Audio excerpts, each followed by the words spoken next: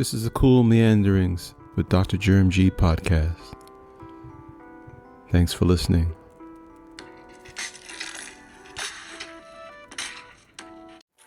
Welcome back to Cool Meanderings with Dr. Germ G. I'm your host, Dr. Germ G. Still an aspiring writer, lover of sports, culture, education, travel. You know, I had a few things on my mind that I wanted to talk about. Things related to culture and politics and education. But I just can't help myself. I'm stuck on sports for right now. There were a couple of things I wanted to talk about, but the one topic that I just can't get enough of, and that is the infatuation with the decline of Russell Wilson. Listen, I'm talking, quarterback Russell Wilson, who was a longtime quarterback for the Seattle Seahawks, took them to 2 Super Bowls, came one yard really from winning 2 Super Bowls, and then had we'll call it a unfortunate trip to Denver, where he was in Broncos country, as they call it, and they gave him a lot of money, but they didn't get a Super Bowl in return, and so things blew up. New ownership came in after Russell Wilson received this huge contract worth over $200 million and lots of guaranteed money. They brought in Super Bowl winning coach Sean Payton, who had coached the New Orleans Saints to their first Super Bowl. Payton and Wilson didn't get along for a variety of reasons. Out goes Wilson, but the Broncos are on the hook for at least $38 million in guaranteed money. So Wilson gets picked up by the Pittsburgh Steelers in the offseason. A great win for the Steelers and Coach Mike Tomlin, longtime head coach who's yet to have a losing season. All is great. And then Tomlin being Tomlin, he plays chess, not checkers. He goes and convinces management to make a trade for Justin Fields, a young Justin Fields, who was a first-round quarterback of the Chicago Bears. Comes into the league, has a pretty pedestrian start to his career thus far. We're being kind when we say pedestrian. But look, Fields, he was highly touted out of Ohio State, a mobile quarterback with a strong arm. But when you look at his stats, it's like, wow.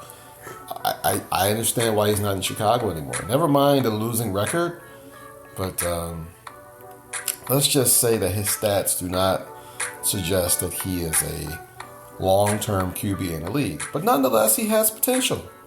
And that potential was enough for the Pittsburgh Steelers to send a 6th-round pick to the Chicago Bears during this past offseason. And therefore, you end up with a situation where you've got a nice quarterback room with Russell Wilson and Justin Fields. And the thought is that, Justin Fields is probably the QB of the future if he wants to be. Never mind, not to mention that both quarterbacks are there on the cheap. The Steelers aren't paying much for Russell Wilson. They're only paying $1 million. And they're not paying much for Justin Fields. So you would think theoretically it's a win-win, right?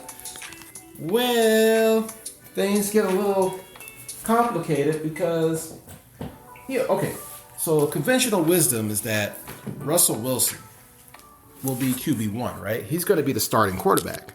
But things take a weird turn when Russell Wilson gets a calf injury right before the start of the season. A freak accident, pushing a sled. I have no idea why they have their quarterback pushing sleds. I don't get it. Anyway, so this gives Justin Fields a chance to prove himself and to take the job away from Russell Wilson. Hey, I think that's awesome, right? So, he gets his chance. Russell Wilson is nursing a hurt calf. Fields starts the first 6 games for the Steelers. Awesome. They go 4-2, which is fantastic. But dude, now look. Let's start with the bright spot for Fields, okay? His passer rating. 93.9. That's awesome. highest of his career to this point, 93.9, right? Completion percentage, 66.3, which is awesome. Also very awesome. Hey man, he is six games into the season. He's only thrown 160 passes. Yeah, he's completed 106 of them, but he's only thrown 160 passes, man, for 1,106 yards. He's thrown for 5 touchdowns, 1 interception, and he's run for 231 yards, 4.2 a carry, 5 touchdowns, which is awesome. Listen, if he were playing at Ohio State, playing at Georgia, he would be an outstanding player, perhaps a Heisman Trophy candidate, but he's playing in the NFL. Not only is he playing in the NFL, this is his 4th year into the NFL, meaning that he's got the experience, presumably, to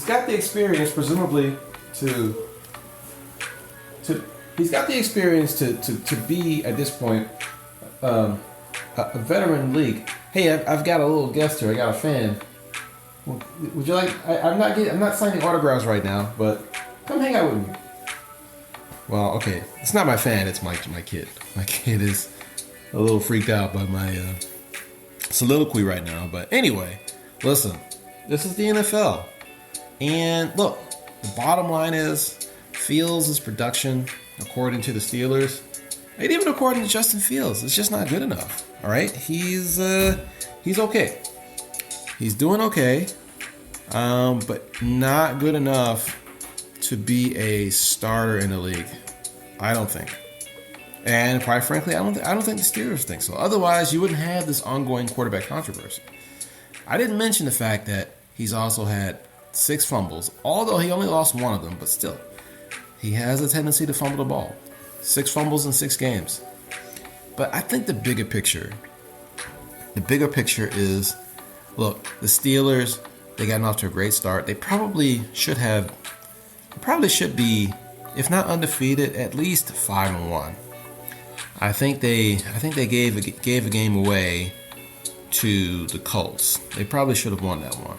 And probably to the Cowboys too, if you think about it. I mean, they probably should have beaten the Cowboys.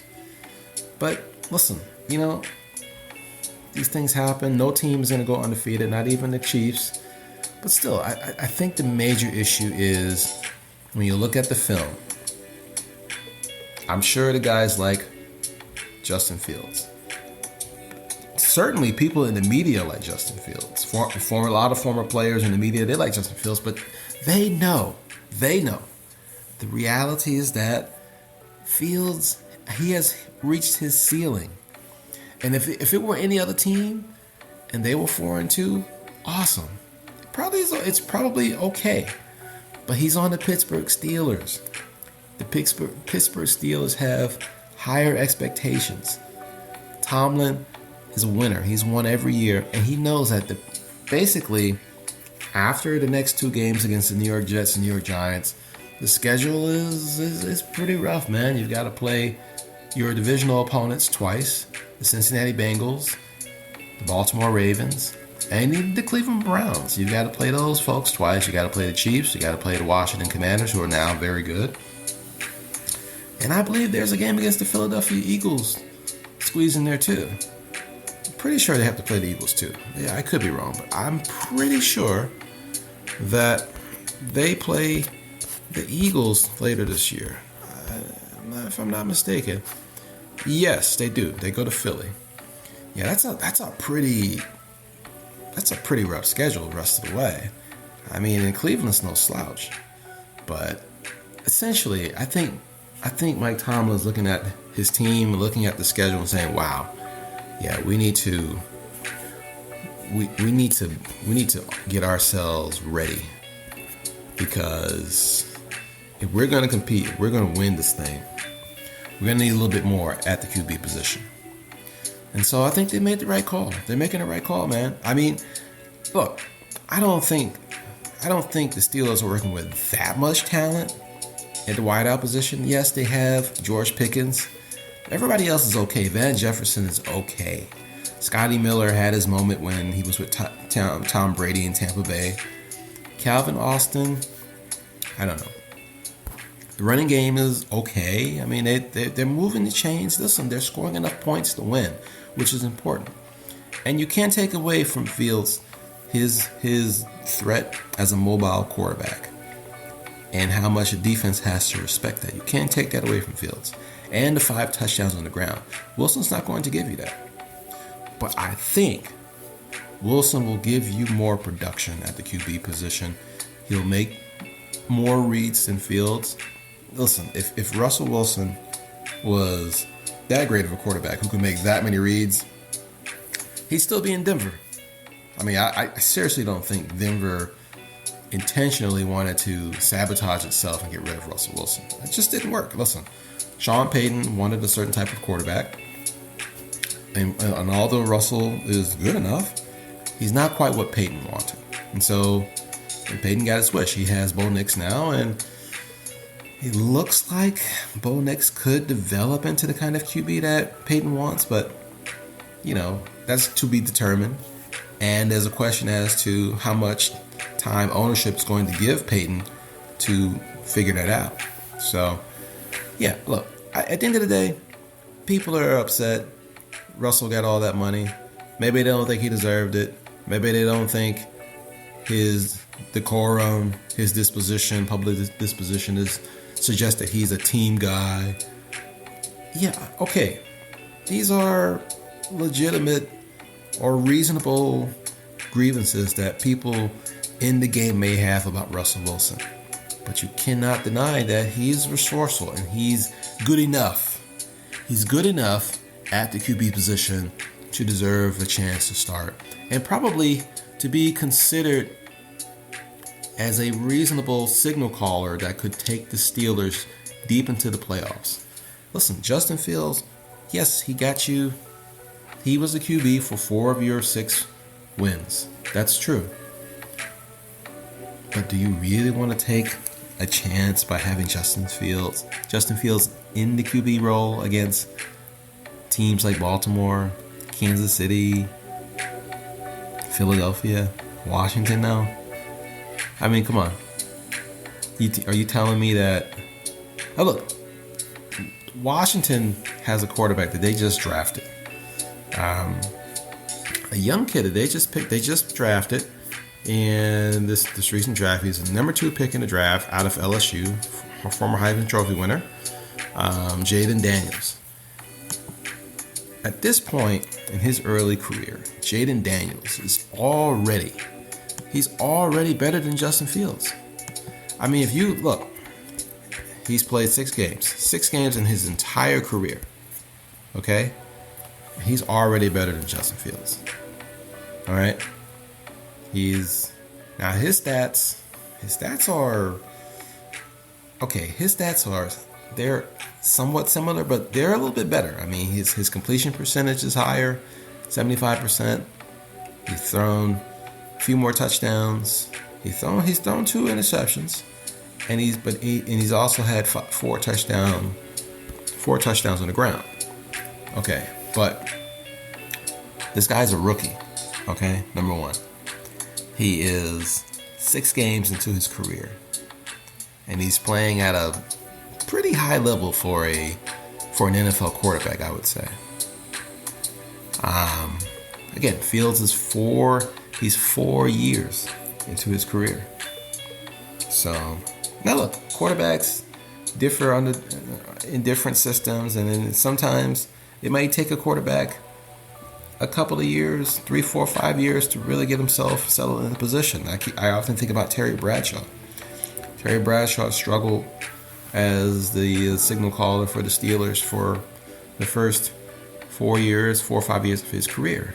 I mean, he was the starter, then he wasn't. And he threw a lot of picks, man. But Terry Bradshaw was a gunslinger. He could throw the ball. Now, the game obviously was different then. But the point is that at some point, the quarterback has to be a quarterback. He has to throw. He has to be able to throw the ball. He has to be able to find the guy, find the open man, at least some of the time. And I would say that in the case of Justin Fields, he just hasn't done it enough, okay? He hasn't done it enough. Otherwise, there'd be no discussion. clearly they're winning. So what's the issue? They're 4-2. They're tied for first place in their division. What's the problem? Well, these guys are looking at the film and they know what the problem is. The problem is that they're leaving points on the board week after week. They should be dominating. They should be blowing these guys out, and they're not doing it, and they realize that if they don't make the change now, it's all going to get exposed later. Now, are they going to run the table with Russell Wilson? No. They'll probably drop another game or two. But I think that Russ gives them the best chance to get to 11, 12 wins. And regardless of what the media, or at least I think the media is split now. There was a sense for a while that the media was they had a little bit of distaste for Russ, because I'm assuming because of the contract, because of his disposition, his public disposition on a lot of different issues, his persona, someone that is not necessarily a team guy. That's been, I guess, the perception or reputation, fairly or unfairly.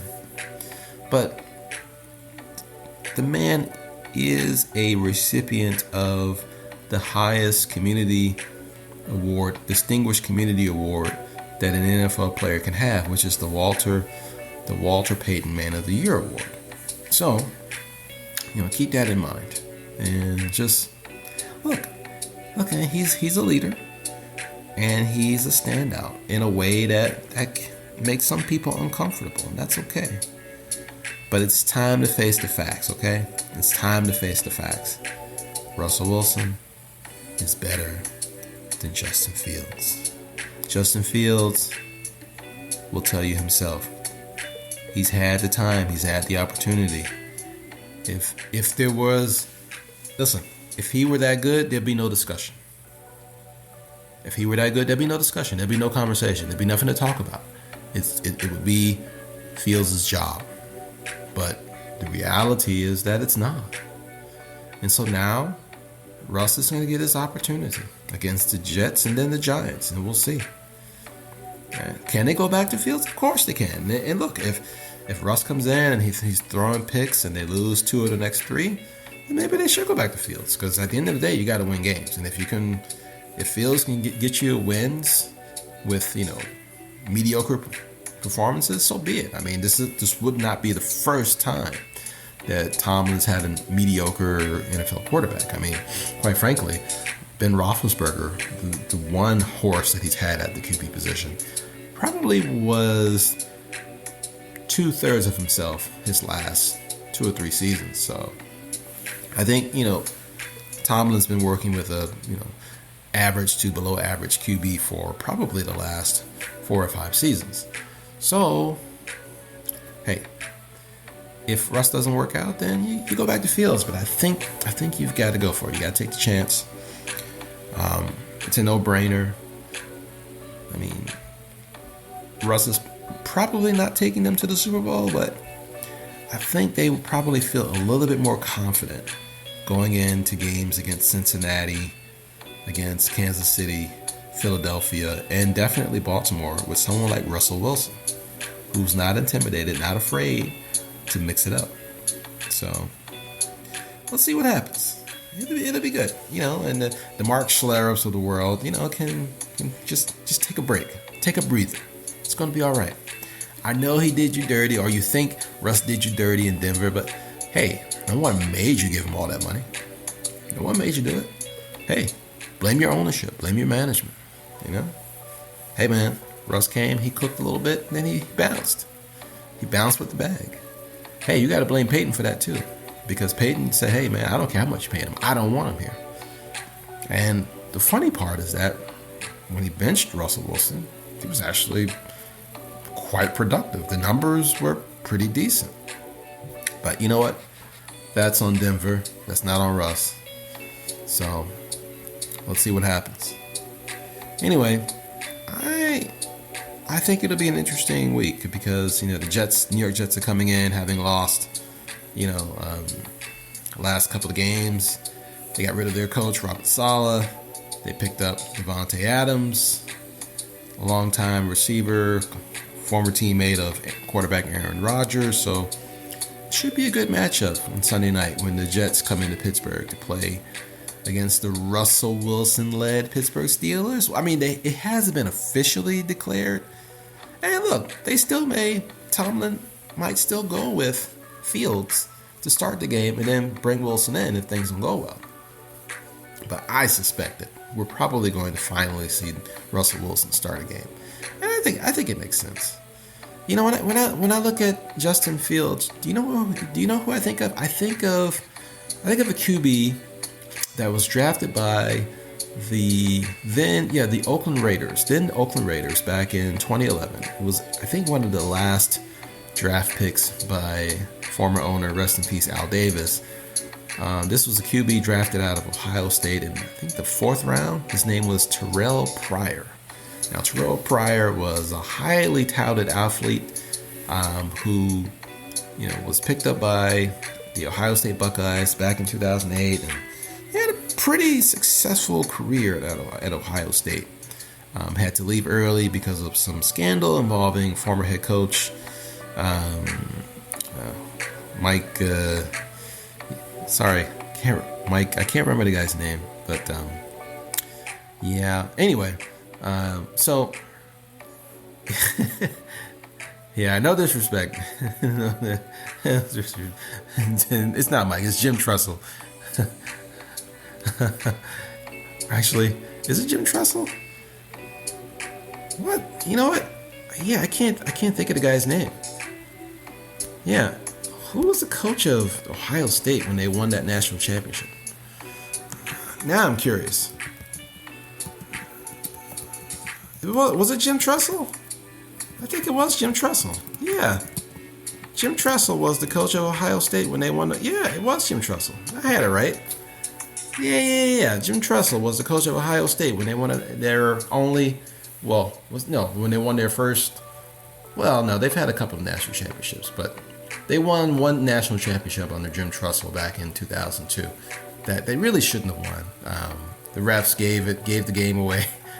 They took the game from the Miami Hurricanes on a 4th down play, but that's okay. That's a conversation for another day. Anyway, the point I was making was that Terrell Pryor was caught up in a scandal with Jim Tressel that forced out Tressel and basically pushed Pryor into the NFL draft. He ended up getting drafted by the Raiders, and he got a chance to play.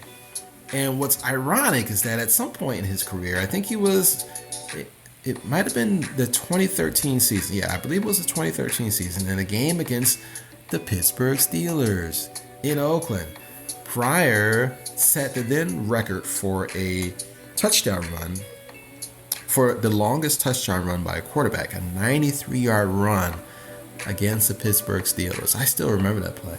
So, and I think that Fields kind of reminds me of this guy because, look, he was clearly an athlete, but he relied so much on his mobility and his legs that he never really developed into a true passer. And consequently, Pryor would end up on a few practice squads before playing again with the Cleveland Browns from 2015 to 2016 as a wide receiver. And then he played for a couple of other teams like the New York Jets. He was a receiver for about 2 or 3 additional seasons, and he ultimately left the game in 2019. And now, I think Fields is similar in that he relies way too much on his legs. He's not quite as fast as Pryor. Pryor ran a 4.38 in the 40, whereas Fields is more like 4.5, more like a 4.5. And Fields is maybe 6'2", whereas Pryor was more like 6'4", 6'5". So there are some significant differences, but the two QBs they have similar games in that it's more about the legs. They can make the really big throw. Fields is probably a little bit more accurate, but I don't know if he's given himself, or if the systems that he's been in have given him a chance to really grasp the position. And unfortunately for him, the league is not what it was when Bradshaw played. When Terry Bradshaw played, you'd have 3, 4, 5 seasons to figure out, how to play the position.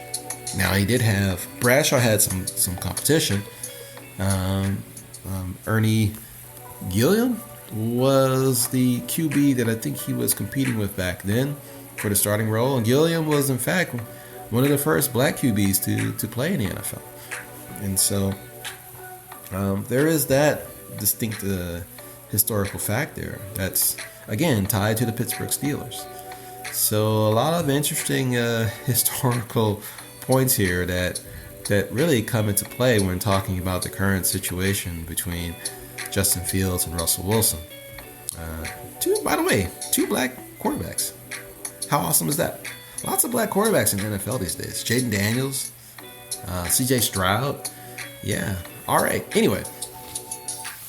So, look, bottom line, I think Fields had a shot. Now you got to give Russell the chance and see how the next 3 games go. I'd say give it 3 games. If, Steelers go 2-1, 3-0, and Russ has got at least a touchdown pass in every game, then you know that he's your guy.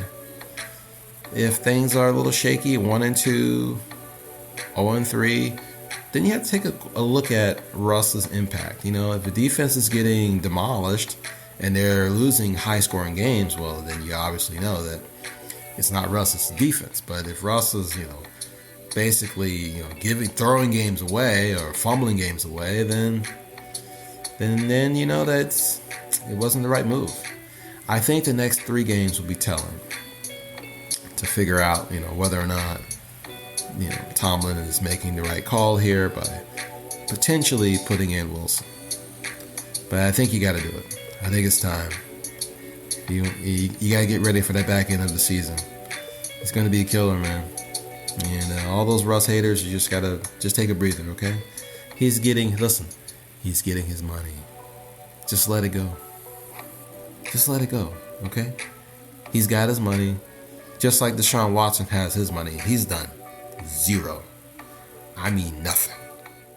I'm like stunned. This guy is fully guaranteed. And Russ has outplayed Deshaun Watson. Sorry, but he has. And anyway, so yeah, I think we're going to just sit back and see how this plays out. But I like Russ to go 2-1.